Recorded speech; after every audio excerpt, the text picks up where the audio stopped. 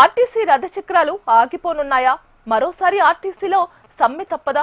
ప్రభుత్వంపై ఒత్తిడి తెచ్చేందుకు అన్ని రకాల వ్యూహాలను సిద్ధం చేసుకున్నట్లు తెలుస్తోంది. సర్కార్ స్పందించకపోతే ప్రభుత్వంపై పోరాటం చేస్తామని జేఏసీ నేతలు చెబుతున్నారు. ప్రభుత్వం తమ డిమాండ్లు పరిష్కరించకపోతే సమ్మె తప్పదని జేఏసీ కార్మికులు అంటున్నారు.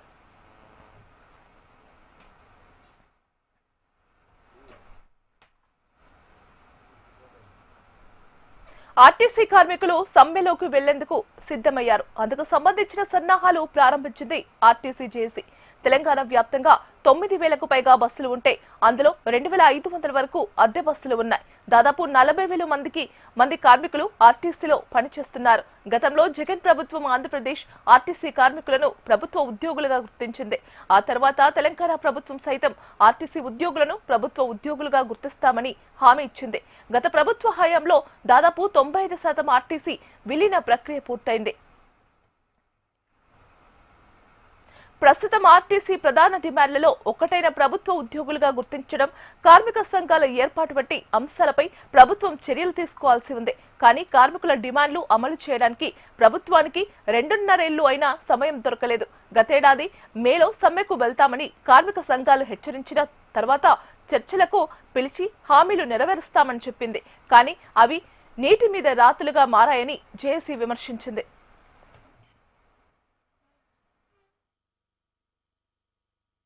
మార్చి 24 నాడు చెలో సెక్రటరియట్ ప్రోగ్రాంలో ఇందిరా పార్క్ వద్ద మేము 13వ తారీఖు నాడు సమ్మె నోటీస్ ఇస్తామని చెప్పి లేబర్ కమిషన్ దగ్గర మేనేజ్మెంట్ దగ్గర సమ్మె నోటీస్ ఇవ్వడం జరిగింది. మరి సమ్మె నోటీస్ ఇచ్చినప్పటికీ కూడా ఇంతవరకు మరి ప్రభుత్వం కానీ యాజమాన్యం స్పందించకపోవడాన్ని మేము తీవ్రంగా ఖండిస్తూ ఉన్నాం. ఇలా ఆర్టీసీలోని కార్మికులు నానా అవస్థలు పడతా ఉన్నారు. ముఖ్యంగా ఇలా మహాలక్ష్మి స్కీమ్ తెచ్చిన తర్వాత మరి గవర్నమెంట్కు అయితే మంచి పేరు వచ్చింది, కానీ ఇలా డ్రైవరు కండక్టర్లు చాలా ఇబ్బందులకు గురవుతా ఉన్నారు.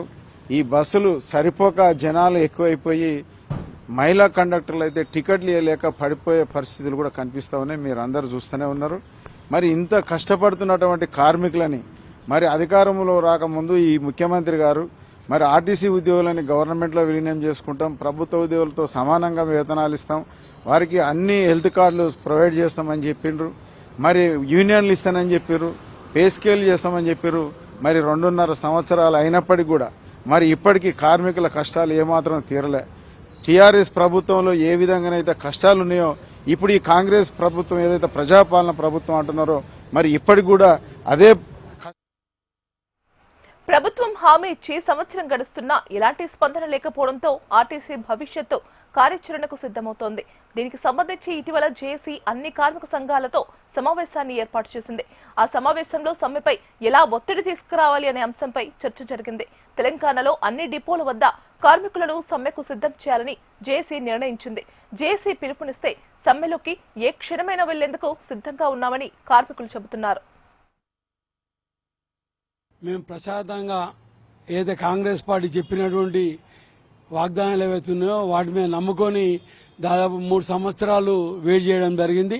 ఆ తర్వాత 3 సంవత్సరాలు కూడా 10 సార్లు మంత్రి గారిని కలవడము, తర్వాత మా మేనేజ్మెంట్కు లెటర్లు ఇవ్వడము, ఇవన్నీ కూడా చేయడం జరిగింది. ఈరోజు కార్మికుల పరిస్థితి ఎట్లుందంటే ఇలా హైదరాబాద్లో ఎలక్ట్రానిక్ బస్సులు తీసుకొచ్చి ఇక్కడ ఉన్నటువంటి కార్మికులను జిల్లాలకు పంపించే ప్రయత్నం చేస్తూ ఉంది ప్రభుత్వం.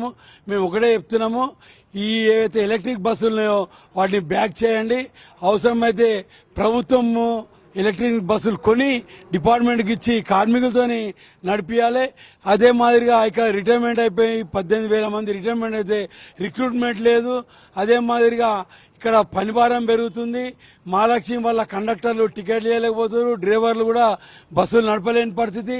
అదే మాదిరిగా ఒక్కో బస్సులో 150 మంది 180 మంది బస్సులు ఎక్కుతున్నారు. కాబట్టి ఇవన్నీ సమస్యలున్నాయి. ఇవన్నిటిని దృష్టిలో పెట్టుకునే మేము జేఏసీగా ఏర్పడి ఈ సమస్యలని పరిష్కారం చేస్తారని కాంగ్రెస్ ప్రభుత్వాన్ని రిక్వెస్ట్ చేసినప్పుడు కూడా కాలేదు. మరి జేఏసీ ద్వారా స్ట్రైక్ నోటీస్ ఇవ్వడం అయింది.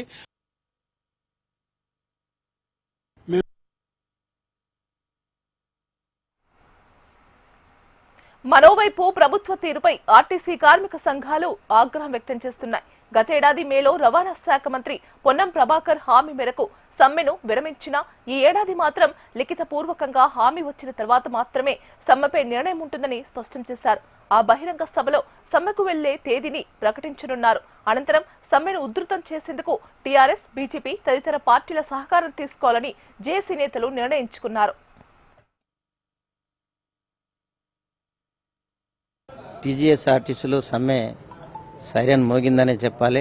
ఈ సమ్మె సైరన్ ఎందుకు మోగిందంటే టీజీఎస్ఆర్టీసీలో ఈ తెలంగాణ ప్రభుత్వం ఏదైతే కాంగ్రెస్ ప్రభుత్వం ప్రజాపాలన అంటారో తెలంగాణ ఈ ఆర్టీసీలో ప్రజాపాలన లేదు, కేసీఆర్ పాలన నడుస్తుంది, రేవంత్ రెడ్డి పాలన లేదు. రేవంత్ రెడ్డి గారికి మరీ ముఖ్యంగా మేము తెలియజేసేది ఏంటంటే మా కోసం 55 రోజుల సమ్మెలో సరూనగర్ స్టేడియంలో మీరు మాట్లాడిన మాటలకు నమ్మి మీకు గెలిపించి మాకు మీరే దిక్కని నమ్ముకున్నాం. కానీ 2.5 సంవత్సరాలలో మీరు మా సమస్యలు పట్టించుకోలేదు. కేంద్ర ప్రభుత్వం ప్రవేశపెట్టిన ఎలక్ట్రిక్ బస్సులు దాదాపు 1,80,00,000 2 కోట్లు ఉంటే ఎవరో పెట్టుబడిదారులకు 30-40 లక్షలు రాయితీ ఇచ్చి వాళ్లకు మా అద్దెకు ఆర్టీసీకి అద్దెకిచ్చి మా టీజీఎస్ఆర్టీసీ అని మోనోగ్రామ్తో నడిపి మా కిలోమీటర్కు ఆ బస్సు వల్ల 20 నుంచి 25 రూపాయలు నష్టం వస్తుంది. ఆ 25 రూపాయలు మరి కేంద్ర ప్రభుత్వం భరిస్తుంది, రాష్ట్ర ప్రభుత్వం భరించదు. ఈ ఆర్టీసీ భరిస్తే ఎక్కడి నుంచి తెచ్చి కడతాము? ఇది మా మీద ఎందుకు రుద్దుతున్నారు? అనేక రకమైన డిసేబుల్డ్ పర్సన్స్కి రకరకాల పాసులు మేము రాయితీ ఇస్తున్నాం. ఆ రాయితీ డబ్బులు కూడా మీరు సకాలంలో ఇవ్వరు. మహాలక్ష్మి పథకంకు మేము నెలవారీగా మాకు ఎంత వస్తుందో అంత ఇవ్వలేరు. మీ అలా ఆర్టీసీ అప్పులలో ఉన్నది, అప్పులలో లేదు. ఆర్టీసీ ఎప్పుడు లాభాలలో ఉంటుంది. ఎప్పుడైతే ఆర్టీసీలో అద్దె బస్సులు 3 దశాబ్దాల పైగా అద్దె బస్సులు రావడం వల్ల ఆర్టీసీ నష్టపోయింది.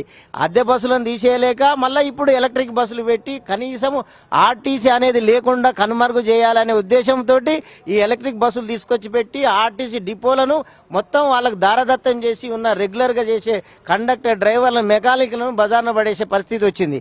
అదేవిధంగా ఎన్నడూ లేని విధంగా ఈ తెలంగాణ ఈ కాంగ్రెస్ ప్రభుత్వము మా ఆర్టీసీలో కండక్టర్, డ్రైవర్లను అవుట్సోర్సింగ్ ఏజెన్సీల ద్వారా తీసుకొని కార్మికుల కడుపు కొట్టి కాంట్రాక్టర్లను పెంచి పోషిస్తుంది. మీరు చర్చలకు పిలవాల్సిన అవసరం ఉంది. కాబట్టి మా సమస్యలు పరిష్కరించకపోతే సమ్మె తప్ప మరొక గత్యంతరం లేదు. సమ్మె ఎందుకు చేస్తున్నామంటే ఆర్టీసీని కాపాడుకోవడం కోసమే మీ ద్వారా, మీడియా ద్వారా తెలియజేస్తున్నాం.